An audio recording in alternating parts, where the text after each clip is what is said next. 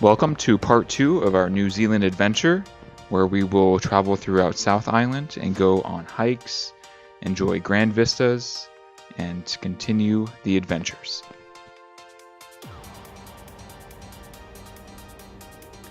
The ferry ride over to the South Island through the Cook Strait was absolutely breathtaking. We had gorgeous panoramic views of the mountains, the water was so blue, it was a perfect day, and it just upped our spirits and got us even more excited for what lay ahead.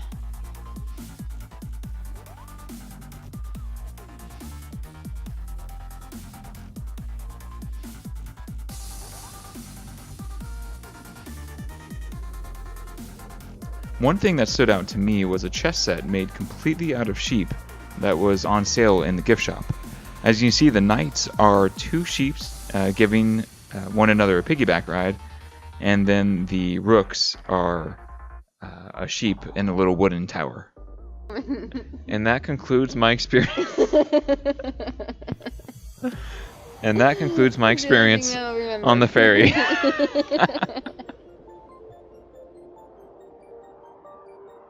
I was pleasantly surprised at how beautiful Picton was. That's a town into which our ferry went. I agree, Picton looked like a chapter out of a fairy tale. We made it to Picton, the most beautiful port town I've ever seen.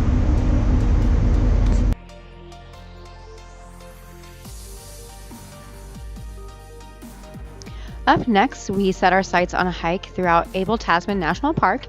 It's considered one of the great walks throughout New Zealand. And again, it was just so picturesque. People were rafting, people were walking, people were swimming, and it was a really hot day. So the hike was shaded and it was just very pleasant. For a good day hike, we hiked from the trailhead all the way across Torrent Bay. It was about 3.5, maybe 4 hours one way. And what was important is that by the time we arrived at Torrent Bay, it was low tide, because that way you can actually hike across Torrent Bay.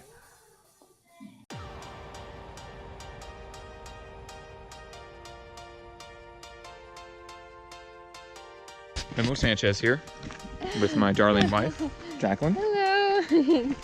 And so, making good progress. Yeah. We're pretty close to Torrent Bay. Or is it, what's it called? Torrent Bay.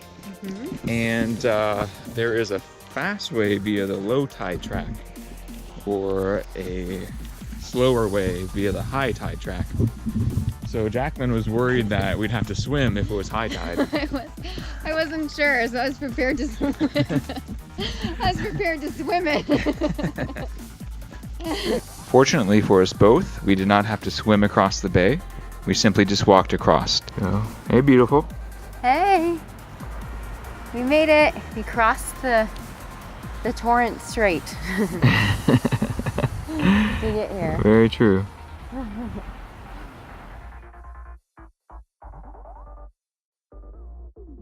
Then we went back to Anchorage Bay, where we waited for a ferry to take us over to our car. I can see why Abel Tasman is such a popular national park. It has mountains, it has beautiful beaches, and it really was unlike anything I've seen in my life. Mostly because of the contrast between the really blue waters and the really green forests. But it was definitely worth the trip up north of the South Island. Also, whether it was a conservation worker or our taxi driver, we found the New Zealand people, or Kiwis, incredibly friendly and helpful.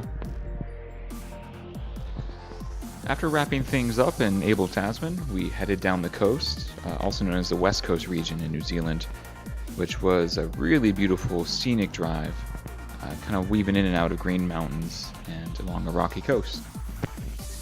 We stayed at a hostel in Franz Joseph, and the next morning woke up bright and early to visit the Franz Joseph Glacier and went on about a 5.5-hour day hike. Good morning. So today is Wednesday, December 20th.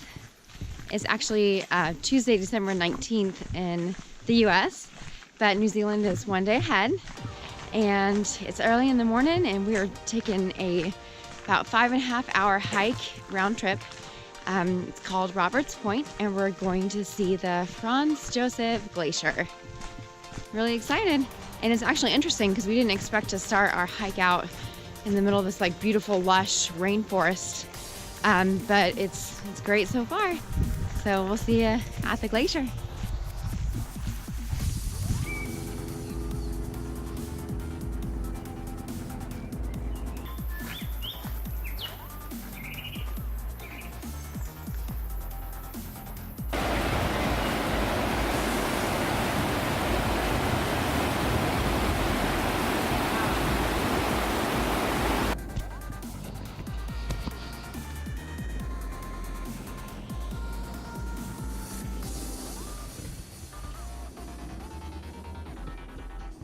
This was our first foray into the mountains of the Southern Alps, and so I was really excited because this is really what I've been looking forward to within New Zealand.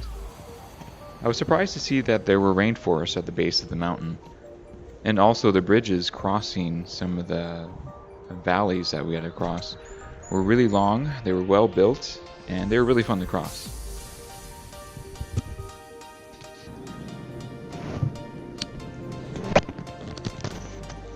It was a challenging hike, but it also was very rewarding at the very end, where we saw the full grandeur of the Franz Joseph Glacier. Oh, Where are we, Jackie? at the Franz Joseph Glacier. Yeah, right. Robert's Point Lookout. And it is absolutely ginormous.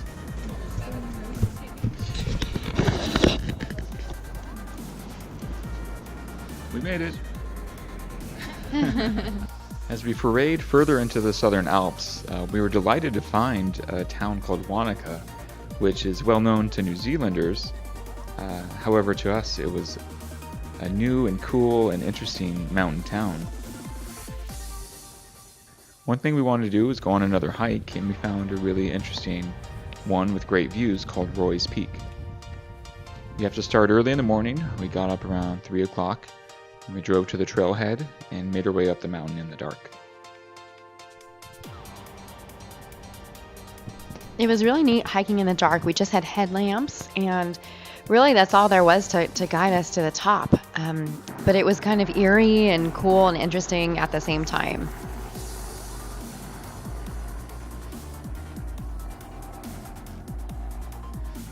Unfortunately, as we got to the top, there was a big cloud over the top of the mountain.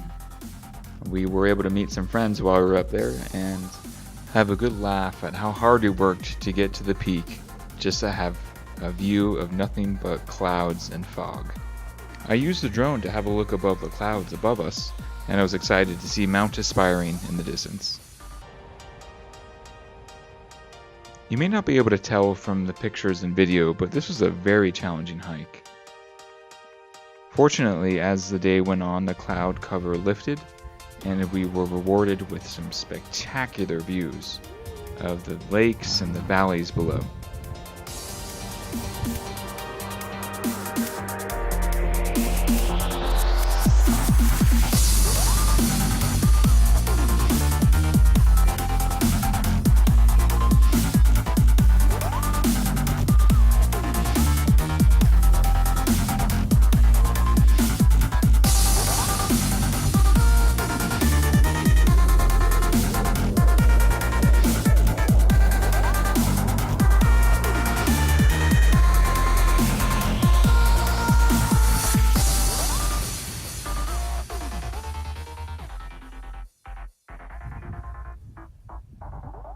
What I really enjoyed about Roy's Peak was that it was definitely more off the beaten path compared to our previous great walks. Also, what I didn't expect is on the hike down, it was actually very challenging because we were short on water and my legs were cramping up really bad.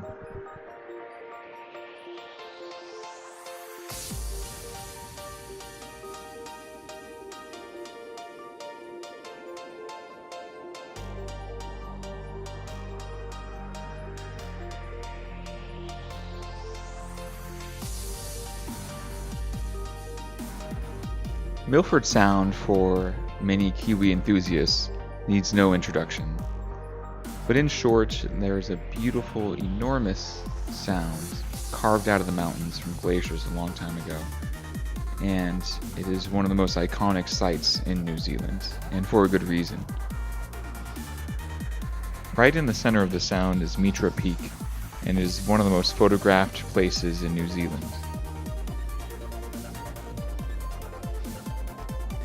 But you pay to ride on a boat down the sound. I think that's the best way to see it. We were originally considering kayaking, but we're really glad that we didn't because the waters looked really rough. We were also very fortunate that the weather was good that day, because oftentimes it can be pretty cloudy, and you see a lot of disappointed tourists on days like that. But fortunately for us, the clouds and the weather cooperated, the weather was beautiful, and the company was even better.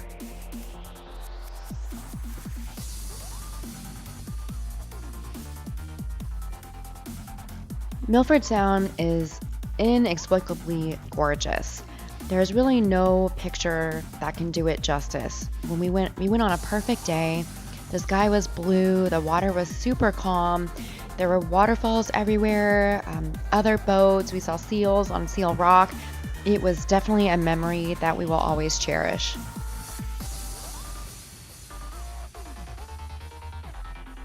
One of my favorite artists is an American romantic painter named Alfred Bierstadt. He's very famous in America for his romantic paintings of the American West. And as I told Jackie, the landscapes in southern New Zealand, including Milford Sound, are straight out of a Bierstadt painting. And that's no understatement. If you look at his paintings, there are these huge, beautiful landscapes that don't even look like they'd be real. And many of them weren't. They were romanticized. But then you come to a place like Milford Sound, and you realize that places like that actually exist in the world, and that level of sublime beauty in the natural world actually can be seen and experienced. And to me, that's what lies at the splendor of what New Zealand is why it is one of my favorite places that I've ever been in my life.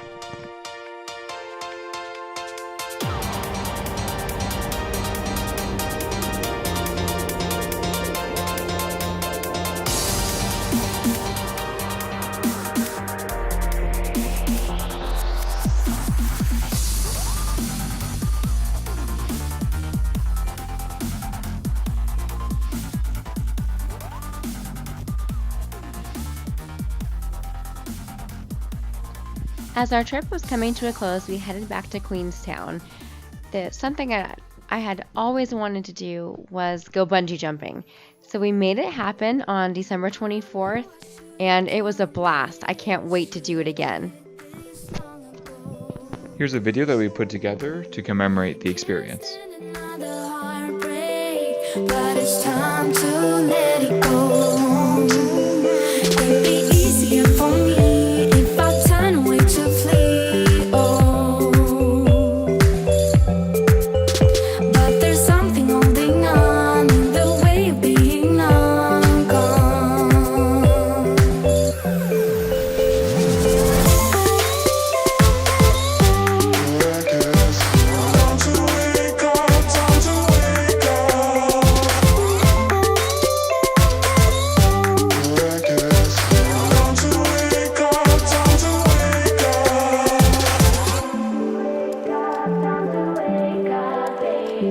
Time to wake up, time to wake up.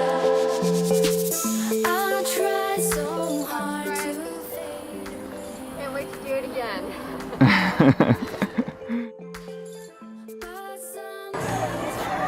All right, you did it. I did it! That was so much fun. I'd definitely do it again. I told them I wanted to get drenched, and I did. So I went up to about my waist, and I touched the water, and it was awesome! And I can't wait to do it again. Yeah, I loved this experience. This is AJ Hackett bungee jumping. This is the first commercial bungee jump in the world, and I highly recommend them. It was awesome. Very cool. Way to go, Jackie. Thank you. I'm glad Feels you great. glad you made it out one piece. Yep. Words truly cannot express how much fun we had during our trip to New Zealand. As Memo stated, it was just such a breathtaking country, and there's so much to do, so much to see, and we cannot wait to go back again. On our final night in Queenstown, we prepared a traditional Christmas dessert, pavlova, and we prepared ourselves for our next day of travel for a flight from Queenstown to Melbourne.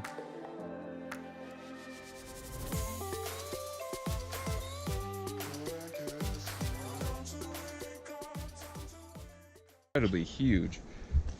I mean, that's why we don't step on wet rock. Not do that. Let's try and make it down to one piece.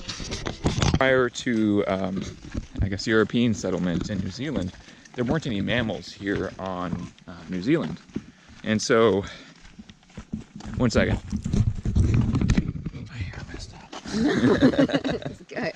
I didn't even check my hair. I came across this conservation worker, and she was explaining to us that mammals actually did not live on New Zealand prior to European settlement. And so there's a lot of invasive species here, including rodents. And so we didn't notice at the time, but she was putting up this orange trap. Yep. And basically it's a little hole that the mouse pokes its head into. And then she showed us. Or a bat. Or a rat. Or a rat. Yep. And so it pokes its head up into this little hole where it smells something delicious. And then a bolt goes, boom! It's like the guillotine. No, I'm just kidding. And so there's No, it doesn't harm them. There's a seal. Or does it? Wait a minute, hold on. Does it kill them? Well, I missed that part. A bolt. What? A bolt goes through their head. What? Oh my god. Seriously? But according to Jackie, Seriously? No. according to Jackie, it doesn't harm them. Oh, So that's the I'm good just news. I'm gonna keep thinking that it doesn't harm them. So wouldn't there's a know CO2 cartridge attached to the trap, and so when they poke in their head, it shoots the bolts into the rodent's head, and then the rodent just drops to the ground. And so that's how they're reducing the mouse population. And then there's this bird called the wicker bird, which is native to New Zealand, and it's this little brown bird that's very,